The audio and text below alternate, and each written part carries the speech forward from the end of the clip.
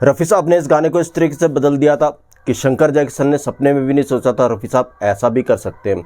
और यही वो गाना था जिसमें रफ़ी साहब के साथ हर गायिका ने गाने से पहले इनकार कर दिया था। क्या यह पूरा किस्सा था, कौन सा गाना था, कैसे रफ़ी साहब ने इस गाने को बदल दिया था और क्यों हर गायिका ने रफ़ी साहब के साथ इस गाने को गाने से इनकार कर दिया था, ये सब मैं बताऊंगा दोस्तों आपको इस वीडियो में। बने रहिएगा वीडियो के एंड तक मेरे साथ। चैनल पे नहीं तो चैनल को सब्सक्राइब कर लीजिएगा, बेल आइकन भी प्रेस कर लीजिएगा ताकि नोटिफिकेशन आप तक पहुंचती रहे।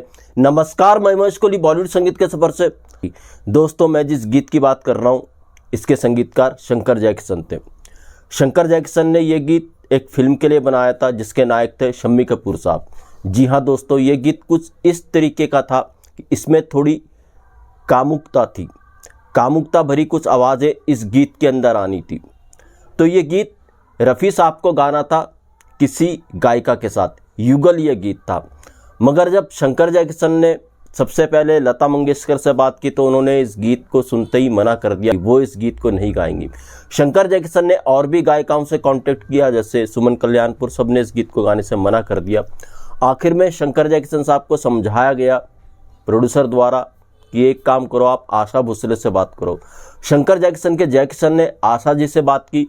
आशा भोसले को इस गीत के बारे में सब पता था कि वो किस किस से बात कर रहे हैं और किस किस ने इस गीत को गाने से इनकार कर दिया। तो कहते हैं आशा भोसले ने इस गीत के लिए बहुत मोटी रकम मांग ली थी, जो प्रोड्यूसर के बस का नहीं था कि वो आशा भोसले को इतना दे सके। शंकर जयकिशन भी हिल गए थे कि इतनी पेमेंट आशा भोसले इस गीत के लिए मांग रही हैं। उनको भी पता था कि ये मौके का फ़ायदा उठा रही है। खैर साहब, हो तो क्या हो, इस फिल्म के नायक शम्मी कपूर साहब थे। तो शम्मी कपूर साहब से बात की गई कि आप ही आशा भोसले को मनाइए, उनको तैयार कीजिए इस गीत को गाने के लिए। तो शम्मी कपूर ने कहा, यार आशा भोसले जो मांग रही है उनको दे दो, मेरी पेमेंट में से काट लेना, मुझे ही भले पेमेंट कम दे देना। शम्मी कपूर को गीत के बारे में सब कुछ पता था। खैर साहब, इस तरीके से आशा भोसले को मनाया गया इस गीत को गाने के लिए।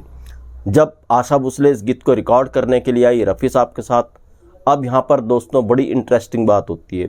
ये गाना रिकॉर्ड होना शुरू हुआ तो एक गाना जिप्सी टाइप ये गाना था, मतलब जिस तरह से बंजारे कबीलाए, इस तरीके से ये गाना था। कबीले के राजकुमारी गा रही है, एक राजकुमार को उसने कैद किया हुआ है, कुछ इस तरीके का ये गाना था। और वहाँ कुछ सिसकियाँ, कुछ आवाज़ें इस तरीके की इस गाने में आ रही थी, ऐसा ये गाना था।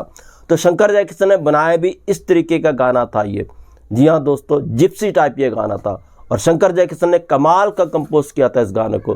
तो जब आशा जी और रफ़ी साहब ने इसको गाना शुरू किया तो रफ़ी साहब अपने अंदाज में इस गाने को गा रहे थे, बड़ा डूब करके इस गाने को गा रहे थे और उसी स्टाइल से इस गाने को गा रहे थे। जो इस गीत को चाहिए था रफ़ी साहब वो इस गीत को दे रहे थे।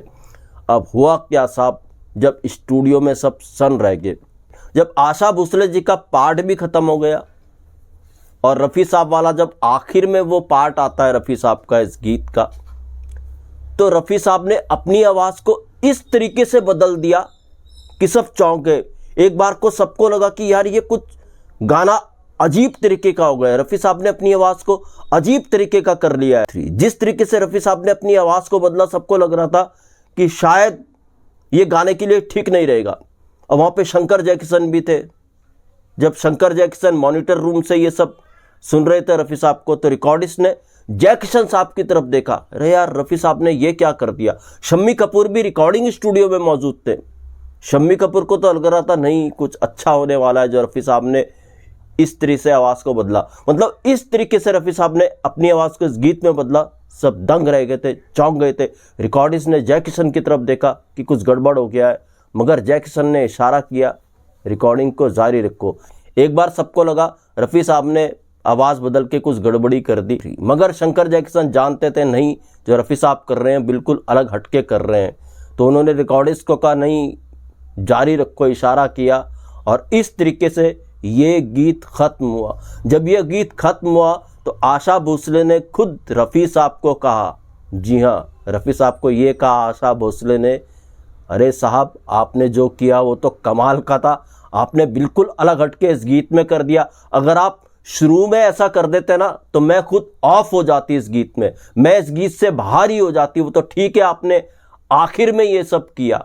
जी हाँ दोस्तों, कौन सा ये गीत था? ये गीत था फिल्म राजकुमार का, साधना शम्मी कपूर राजकुमार के अंदर थे, उन्हीं पे गीत पिक्चराइज हुआ था और ये गीत था दिलरुबा दिल पे तू। तो ये किस्सा इसी गीत का है। ये जिप्सी टाइप सॉन्ग था जिसको शंकर जयकिशन साहब ने कंपोज किया था, और आखिर में जो रफ़ी साहब ने आवाज़ को बदला वो मैं आपको सुनाने की कोशिश करूंगा। और शम्मी कपूर बड़ा खुश हुए थे जिस तरह से रफ़ी साहब ने अपनी आवाज़ को बदला था। थोड़ी सी झलक देखिए कैसे रफ़ी साहब ने अपनी आवाज़ को बदला इस गीत के अंदर। राजकुमार 1964 में आई थी और राजकुमार के सारे गीत कमाल के थे। तो दोस्तों ऐसे किस्से मैं आपके लिए लेकर के आता रहूंगा। मैं इसको लिखो दीजिएगा इजाजत। Goodbye, good luck and take care.